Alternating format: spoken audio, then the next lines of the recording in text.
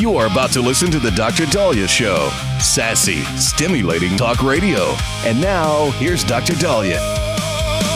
Doctor, tell me true. What's a heart like mine supposed to do? Doctor, will it be okay? You got the kind of stuff that makes my day. Doctor on the air, you got me rattled. Doctor on the air, yeah, life's a battle. Doctor on the air. Welcome back to the Dr. Dahlia Show, 1-877 Dr. Dahlia, 1-877 DOCDALI. So I watched the press conference of Zohran Mamdani talking about his government-run grocery stores. And the way he described it is there's going to be 5 stores, one in each of the city's boroughs. They're going to sell vegetables, meat, bread, milk, and essentials at about a 30% discount. I don't think they're going to be selling hot food because that could compete with the other, local vendors.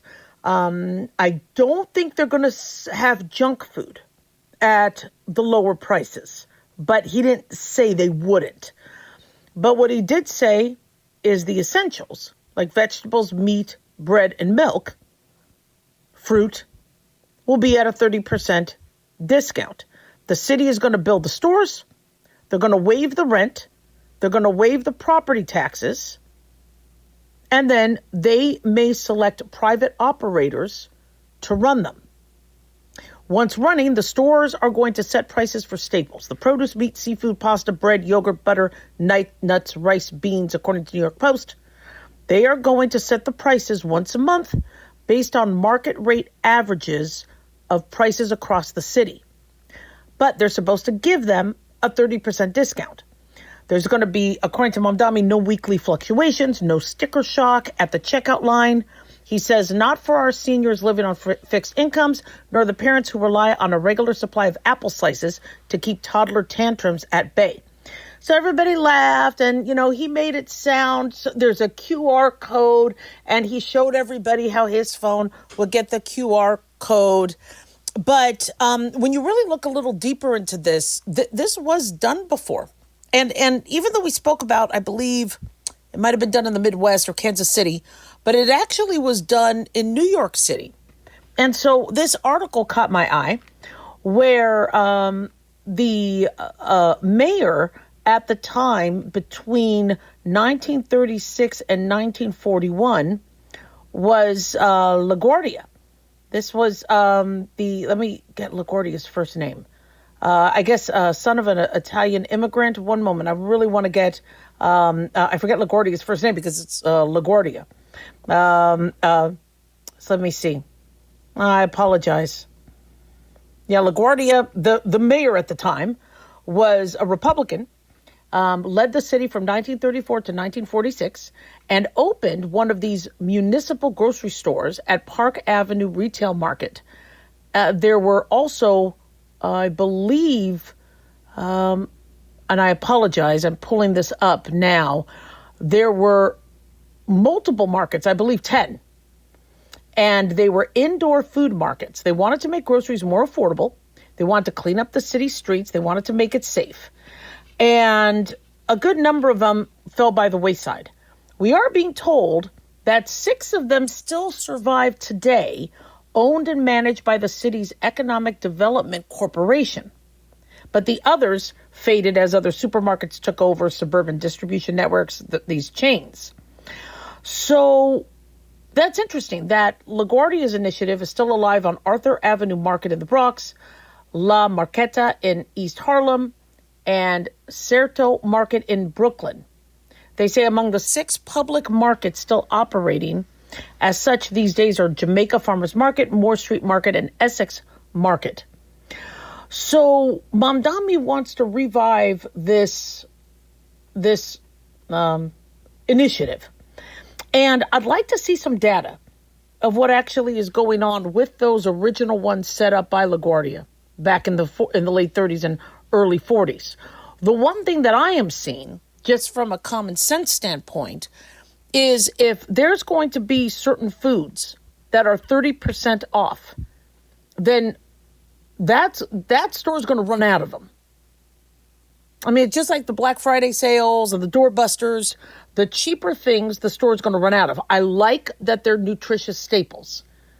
Again, I'm not a fan of these SNAP benefits where people could buy soda pop and chips with. I like the idea of getting access to the actual food inexpensively. I think that's great. The only thing is when we've been hearing that other government-run stores, there's never food on the shelves. There's not the variety. And so when we hear that Mamdani said that the other non-essentials of the store could be full priced, are those going to be more expensive? So are people going to walk into the store to get their 30% off meat, cheese, and fruit, but when they need to grab other things, it's going to be higher? And then are people going to say, forget this? Now, according to analysis by the city's Economic Development Corporation, they say the discount on these core basket of goods will allow shoppers to save an average of $90 per month or roughly $1,000 per year. That's a lot. That is a lot for a family that's struggling. And if these work, great. That's wonderful. But I'm not buying it. He sits there, he smiles, he plays around with his QR code. I'd like to see if that really does work. A 30% discount is huge. That's wonderful. I mean, that means if a carton of eggs is $1, not that it's that cheap, then people could get it for like 67 cents. I mean, that's nice. It's nice that you could have that savings. But are they going to have enough supply? Are people going to rush in there to get the cheaper food, find sticker shock on everything else? Are they going to run out of food? And I understand it's not the government running the store. They're going to be using private enterprise to run it because government doesn't know how to run things correctly. So we'll see what happens. Offering healthy food cheap could be a huge initiative. But doing a more communistic type of grocery landscape, I'm very nervous about. So we'll see what happens with this. 1-877-DOC-DALI, 1-877-DOC-DALI.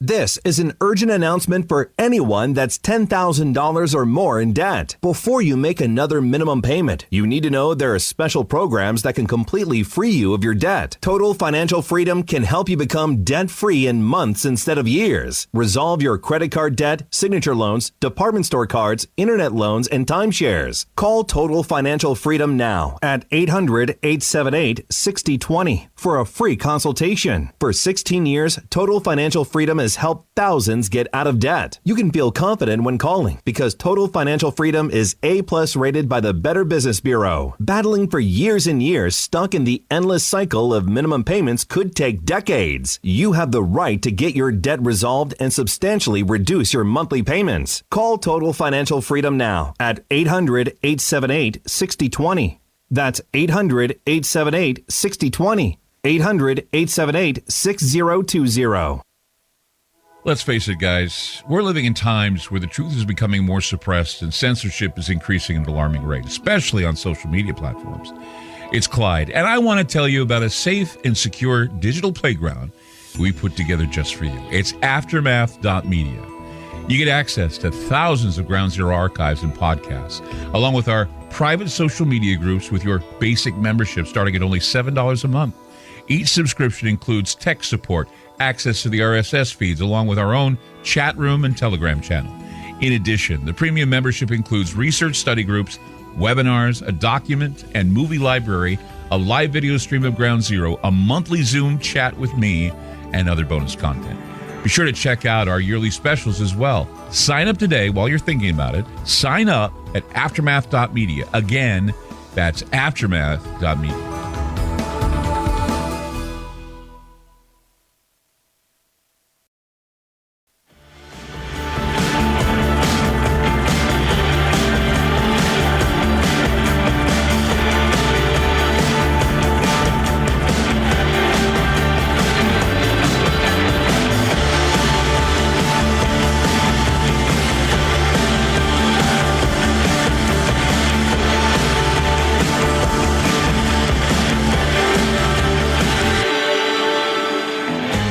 to the Dr. Dahlia Show, 1-877-DOC-DALI, 1-877-DOC-DALI. Big thanks to Talk Media Network for making the show happen. Big thanks to Daniel, our producer, and big thanks to y'all for tuning in. We really do appreciate it. Don't forget to follow us on Twitter or X at Dr. Dahlia, Facebook, The Dr. Dahlia Show, and on YouTube, click like and subscribe. So I keep getting from patients who call the telemedicine company I work for that they can't find a doctor. There's no medical providers. There's no doctors. And I've been hearing this for years, but apparently it's getting worse. Now, I heard it a lot after Obamacare because, you did lose your doctor, unlike what Obama promised, and many doctors closed. They went corporate. So there's been issues, but the medical schools are still pumping out a lot of medical students.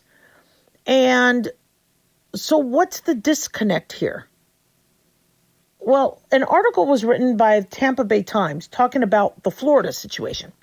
Florida is facing a healthcare worker shortage. They say more than 20% of Florida's population is elderly. Projections suggest it could grow to 30% by 2030. People are fleeing New York. They're fleeing the cold weather. We have more older individuals than we used to. Yeah, they're going to come down to Florida, plus no state income tax. So Florida's a great place to retire. But they don't have enough medical providers. They say Florida's total population is one of the fastest growing of any state, rising by 196,700 from 2024 to 2025. So there's a higher demand for healthcare workers. But according to new data from Niche, a college search and enrollment site, it says that Florida teens have very little interest in the field. By 2035, Florida is projected to face a shortage of more than 50,000 nurses and 18,000 physicians. According to Niche, only 27% of Florida high school schoolers are curious about entering healthcare. I got to tell you, the number I'm seeing is even less. Now, in the 80s, when I grew up, it was, I want to be a pilot, I want to be a doctor, I want to be a nurse, I want to be a lawyer, I want to be a teacher. Yeah, and when I ask kids, what would you like to do, later in life? I don't want to say, what do you want to do when you're grown up? Because, kids already feel grown up, but what do you want to do, later in life? What do you see? What kind of job do you see yourself having? Nobody's telling me they want to be a doctor. I wonder why. I mean, I love medicine, and even with Obamacare and all the other BS, I wouldn't have done anything different. I really love taking care of patients, but you're not seeing the younger generations want to go into medicine. Now, why is that? Well, the first thing that I'm noticing with younger individuals is they're shying away from hard work. Now, you have some people who are just rock stars. And, I mean, they will take the AP classes. They'll do the honors classes. But I'm seeing a lot of people are now taking the easier road. I've talked to younger adults about, are you going to have a baby? When are you guys thinking about starting a family? Oh, no. I'd have to go through labor, or I'd have to look at blood, or no, it's too much work. It's too much work. Can you imagine 100 years ago, right? Women saying, I don't want to have a baby because it's too much work. I mean, just unheard of. And medical school is a lot of work. And then number two, we spoke about student loans. That's another issue. I'm going to be going into debt for a job where I could get fired. Now, you see, in medicine, you used to not have job insecurity.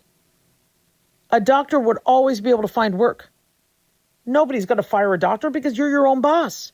You open up your clinic, you see patients. As long as you don't commit malpractice or negligence or a crime, you don't lose your license, you could always work because you're your own boss. That's not happening now. The younger generation is watching adults get fired left and right. I have friends from my medical school who are on their 6th or 7th job in their career. I'm blown away by that. And so job security doesn't seem to be there. And then, many people don't want the working boots to the ground. They like the idea of remote work. Well, if I'm going to have a baby, I'd rather work from home. It's It's really hard to work from home as a doctor or nurse. They need you there. Yes, there's telemedicine programs, but telemedicine programs may eventually get taken over by AI. So people thinking, I got to actually go back to work. When the COVID lockdowns happened, nurses and doctors were allowed to go back to work. We were essential. But I was talking to nurses, and they were like, this is ridiculous. My friends get to be home, out at the pool, watching Netflix, and I have to come into work and get exposed to COVID or get exposed to infectious disease or assault So it's interesting to see where people are going and what they're thinking. According to this article, they say only 13% of male high schoolers in the state of Florida are interested in healthcare-related majors, compared to 34% of females. Niche economist Alison Shrivastava said, even if you get increase in share of women that are interested in healthcare, we really aren't going to be able to provide enough people to care for our aging population. They say the interest does skew heavily based on income. Students from households making less than $50,000 seek healthcare jobs more than any tax bracket above them. The higher the tax bracket, the lower the interest. Why? Well, I told you one question that you got asked years ago. You don't get asked this now to the same degree. But, and I would teach students to be careful when they answer it. But, in your medical school interview, they'll ask, why do you want to be a doctor? And you would answer, and I was, interviewed in the 90s.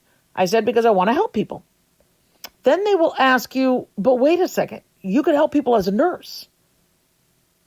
If you want to help people, why aren't you going to nursing school?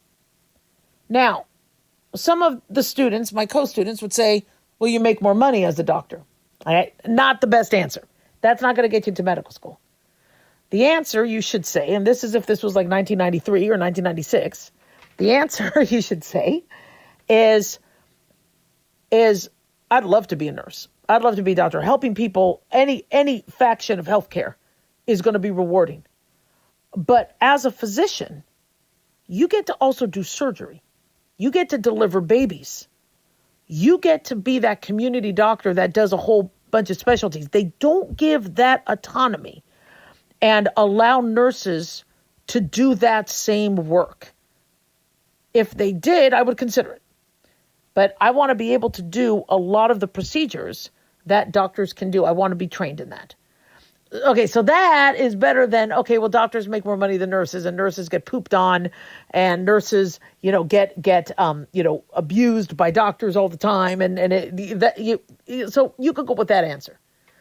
Well, nowadays, when I counsel students on what to say with that question, medical students, they go, well, why do you want to be a doctor? Well, because I want to help people. Well, nurses could help people. Why a doctor? Is it the money? Well, it's not the money, because there's other jobs that pay more. There's a lot of other jobs that are much more lucrative than medicine. And because it's true. See, medicine, you used to be, pretty comfortable financially. Now, there's so many other ways people can make money, and including job security. See, another answer in the 90s was job security. Nowadays, doctors are getting fired by corporations. So it's changed. But it kills me to see these young kids not want to help be healers. I'm not saying everybody needs to be, but I got to tell you, I was a 3-year-old running around the neighborhood putting boo-boos on everybody's boo-boo. I just wanted to help heal, help fix. But I don't think people are getting that drive. They're not getting the drive for motherhood or fatherhood. They're not getting that drive to union with somebody and partner with somebody for life in a marriage. And it's different what's driving the younger generation. And then you have individuals who say, look, I want to be a doctor, but I want to treat kids. I don't want to treat older individuals. And some people might be afraid that in Florida, they'd have to do a lot of Medicare medicine or senior medicine when they'd rather have easier patients. Because when you treat a senior, they have a lot of health problems and comorbidities. It's a lot of work. So if they're looking for the easy way out, they shouldn't go into medicine. You go into medicine always expecting to do the best job and the most comprehensive job. But for you or I that need a doctor later or a nurse, we could be in trouble. 1-877-Doc-Dolly. Don't go away.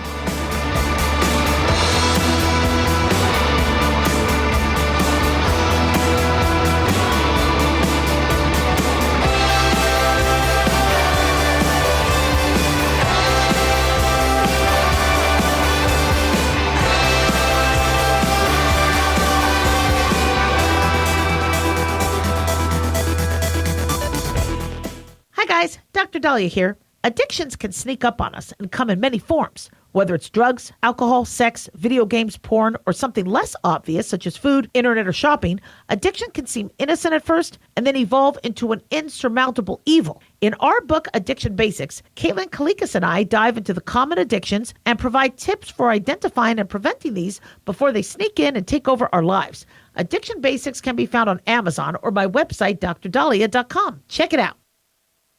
Carl Amari here to tell you about our newest website for old-time radio lovers. It's 100radioshows.com. At this site, there are 5 old-time radio shows waiting for you to download free as our gift to you, and be sure to browse the additional 700 old-time radio shows available to you for 70% off by using the promo code RADIO at checkout. This is a limited-time offer, so log on to 100radioshows.com. That's 100radioshows.com.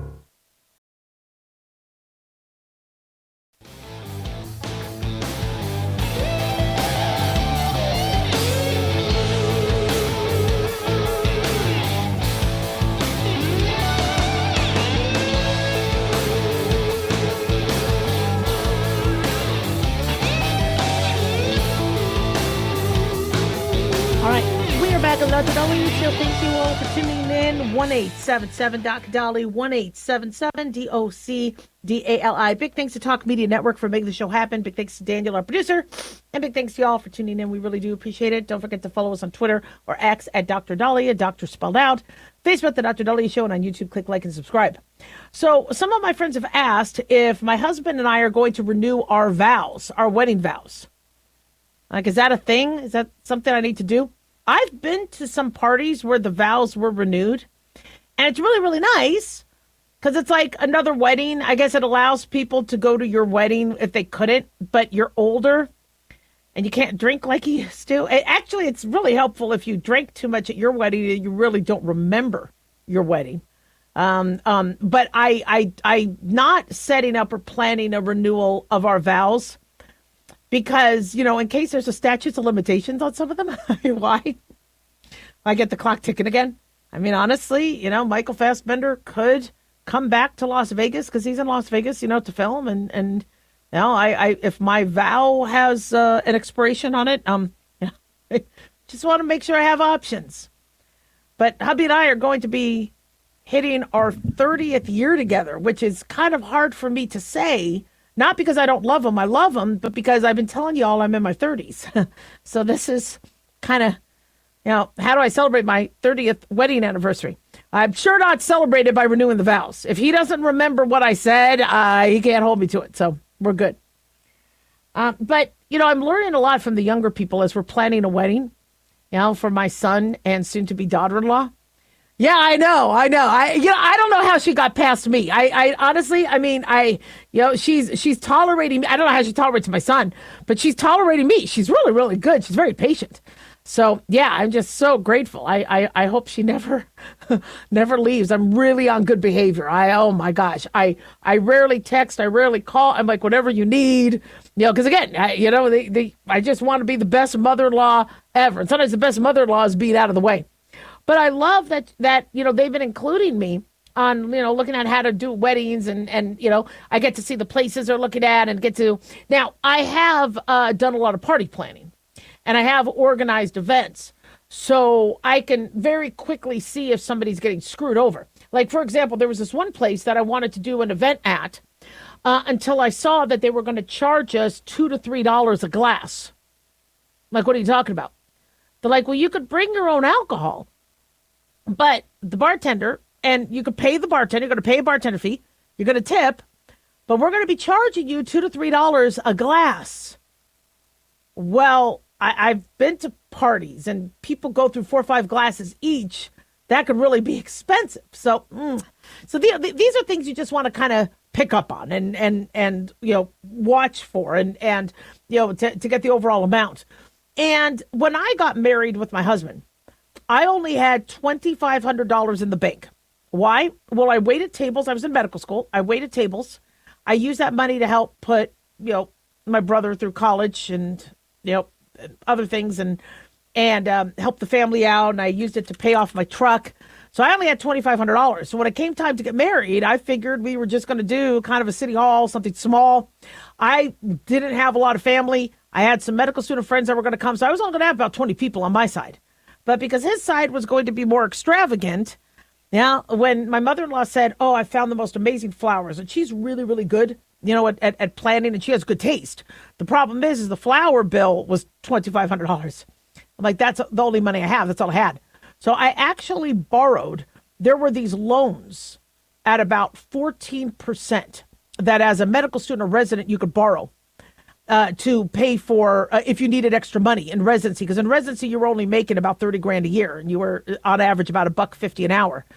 And so I borrowed. I was in medical school at the time, so I knew I wasn't going to be making money as a resident. And so I borrowed about $14,000 to pay for my wedding. Now, $14,000 was a lot of money, and I did not want to be any more in debt. But we had to have a wedding, and we wanted to keep have people happy, and make it work for everybody, and go on a honeymoon, and it was good. It was good. But oh my gosh, I tell everybody, don't spend that kind of money. And I know some of you are like, oh my God, how did you get off only paying $14,000? I'm still surprised that it cost that much. I'm really blown away. But luckily my in-laws helped, and it was but still we had to borrow money. And I talked to these younger people, and they're like, we're not going to go into debt. We're not going to borrow money for our wedding. I go, good for you, because you guys would need to buy a house. I talked to a lot of younger people who are getting married and looking at things. They're like, you want to buy a house, you need a car, there's a lot of job insecurity. Don't borrow. But then how do you do this? How do you make a wedding or a dream wedding for somebody without, breaking the bank? And so, there's a lot of tricks that the problem you have and that you need to do is you need to tell traditional older individuals that have the idea of like the royal wedding to shut the hell up. Okay. And you got to get those people dissected out of the process. So I remember listening to people going, well, it always has to be plated. You have to have a plated wedding. If you do buffet, it's fine.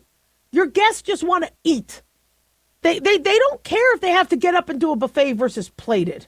You don't have to have a plated. Yeah, maybe plated is nice.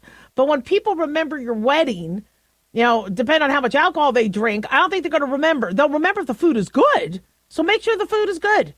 Make sure there's plenty of options, that there's vegetarian options, there's gluten-free, things like that. But you could definitely do buffet. The alcohol is always the most expensive with any party you do, whether it's a graduation party or whatever. Although I just did a mini graduation party at Parkway Tavern, and they were fantastic. And the bar tab was way cheaper than I expected. They did a very, very good job. So if you're looking forward to do a party, they had good food, good bar tab. But your bar is going to be your most expensive cost. But there's ways to limit that. You could say, look, okay, we're not going to do premium bottles. All right? And I know people want Tito's and Grey Goose. No. Okay?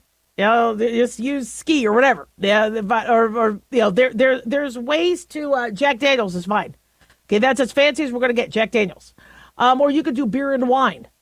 Or you could do champagne toasts and things like that and say, look, we're not doing alcohol. Okay, we don't want you guys falling on the dance floor. We want you remembering the event. We're going to have champagne, but that's about all the alcohol you're going to get. What are people going to do? They're going to walk away.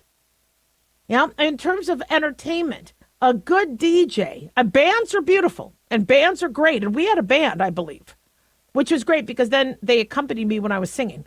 And they also helped us do the Macarena really well. But, and a band was really, really nice, but it's expensive. You don't necessarily need to do that. I like hiring bands because I love musicians and I want to give them work.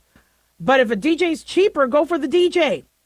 In terms of decor, everybody thinks you have to have flowers, live flowers, Nobody, I mean, I might smell the flour because, just in case one of my kids or family members farts and I'm trying to breathe something that smells nice.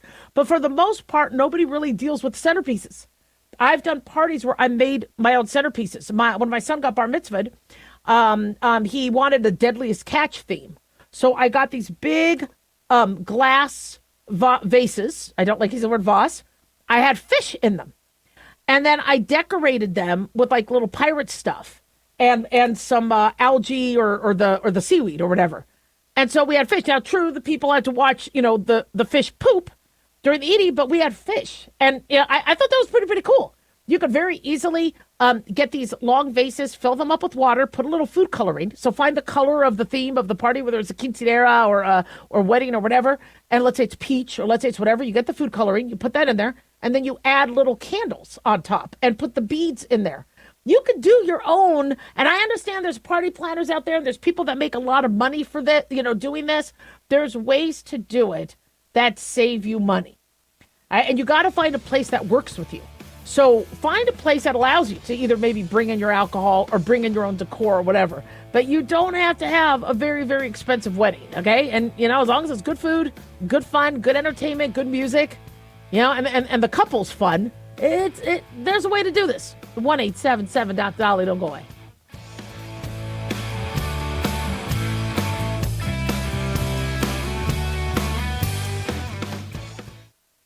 Dr. Dahlia here. Are you tired, burned out, gaining weight, succumbing to the daily pressures of life? Well, how's your dopamine doing? How you feel right now, how you'll feel an hour from now, and how you'll feel next week is completely reliant on your dopamine. Our daily motivation and willingness to push through challenges depends on the intricate chemical process dopamine provides. Christian Kalikas and I created Deploying Dopamine, a book that tells you what dopamine is, when it dysfunctions, and how to successfully deploy it when needed. Find Deploying Dopamine on Amazon today. Check it out.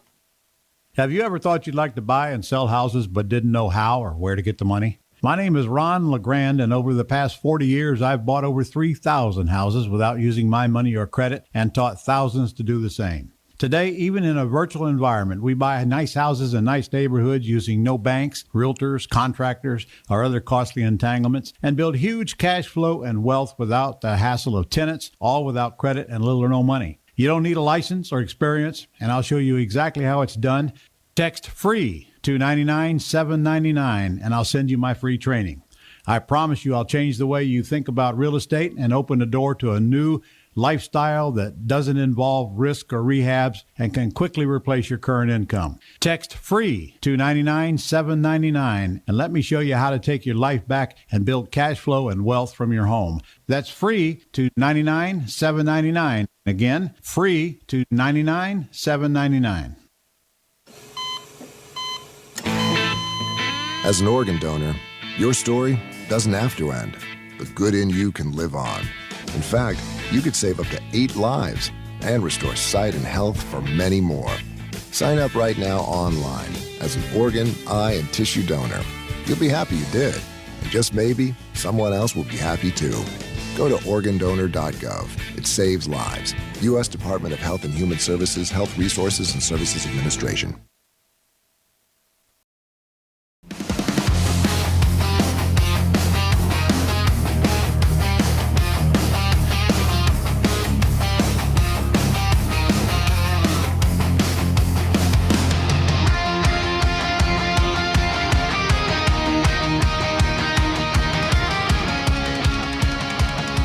And we're back on the Dr. Dahlia Show, 1-877-DOC-DOLLY, 1-877-DOC-DALI. So what's been making a lot of headlines is the CDC's updated education, shall we say, and stance on autism and vaccines.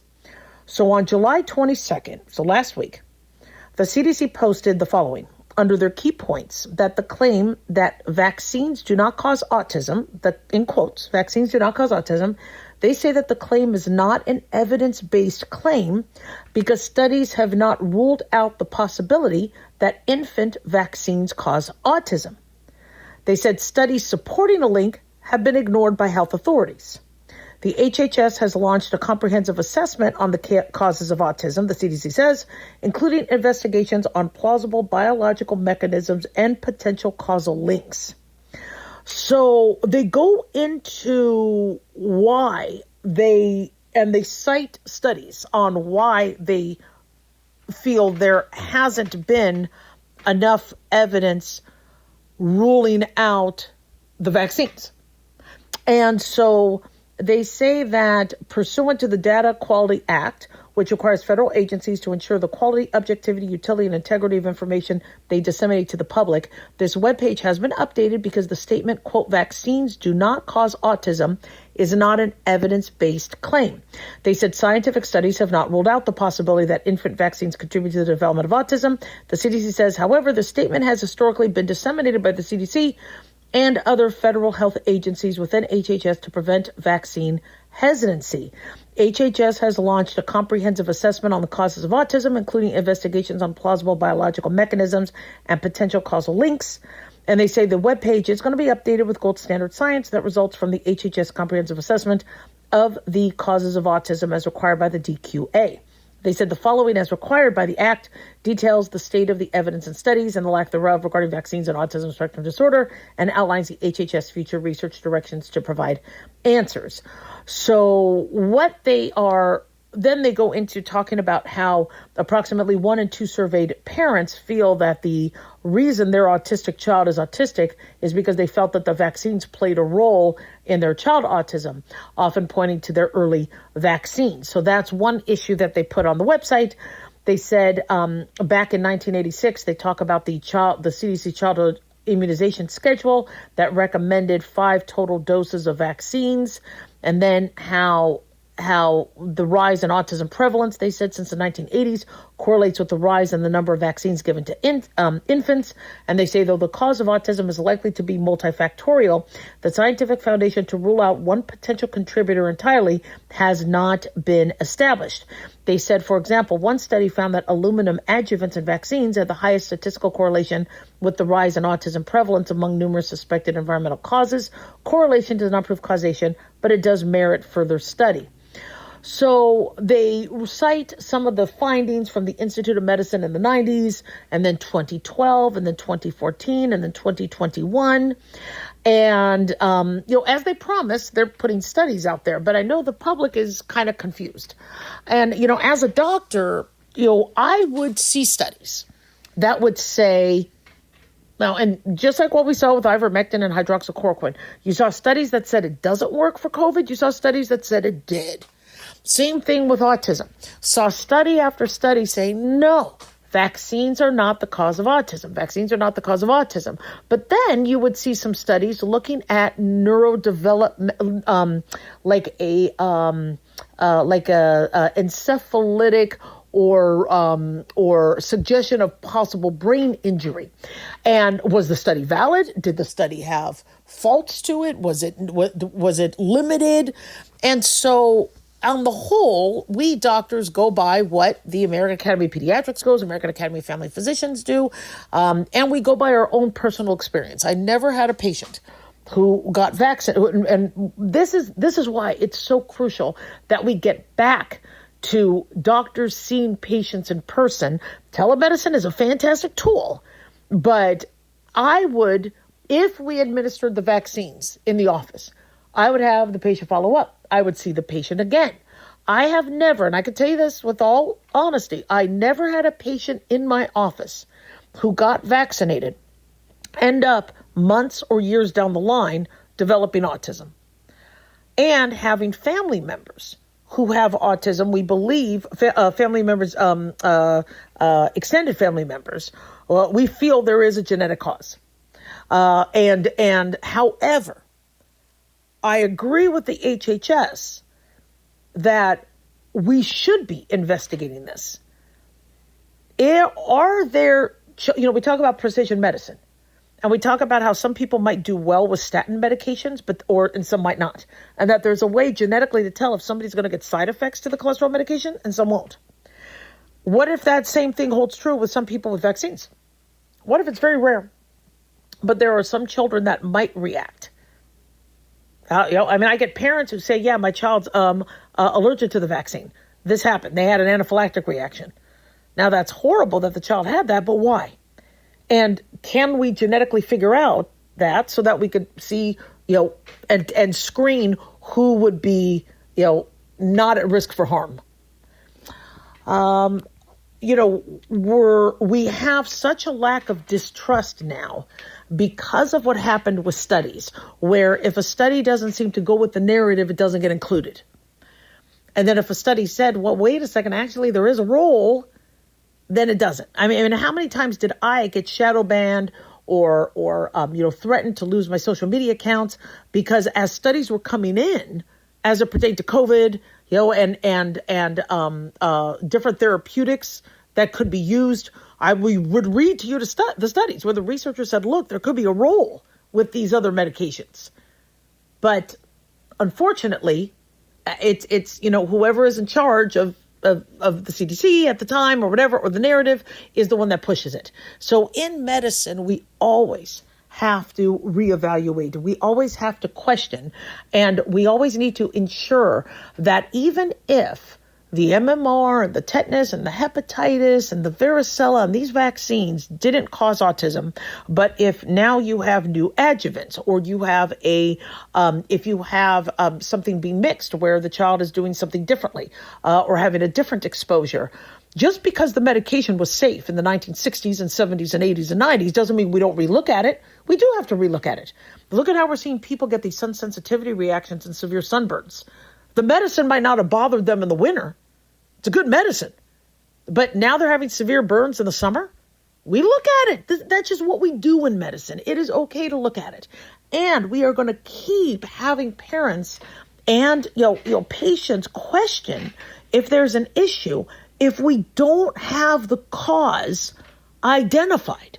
We don't have the cause of autism identified yet. We still don't know. So people are going to think, is it cell phones? Is it data centers? Is it sugary cereals? Is it sex on Sundays? I mean, people are going to be somebody has to come up with an explanation why the autism is on the rise. If not, people are going to come up to their own conclusions. Well, what's different from the 1960s, 70s, 80s, 90s? Is it more radiation? Is it Wi-Fi? Is it, the video games? What is it? What has changed differently that now our children, is it a virus? Is it, and so until we come up with a cause, you're going to have people look at everything. And they're going to look at whatever is changing or whatever exposures kids have. And they're going to look at the radiation, television, Wi-Fi, medications, vaccines. That's kind of what science does. But as I said, personally, I have not seen a child change. Have I had parents tell me it happened with their children? Yes. I have heard people say anecdotally, but I personally haven't seen it.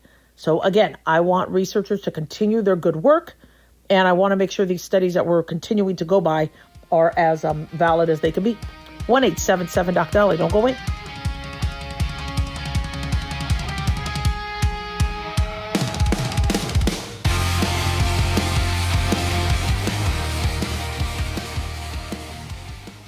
Can you believe, with all the recent violent protests, looting, and destruction, some areas are considering either defunding or abolishing the police? At a time when America's neighborhoods need the protection of police the most, some elected officials would rather create more chaos by playing politics. If you're sick of elected officials caving in to demands of the radical left, you're not alone. It's time we stand up and declare our support for local police. The majority of police officers are important partners in protecting our God-given rights. If you prefer freedom over chaos, then learn how you can help protect the local police that serve your community. Call today and request your free Support Your Local Police info packet. Dial 800-JBS-USA-1. That's 800-JBS-USA-1. Request your free Support Your Local Police info packet by calling 800-JBS-USA-1 today.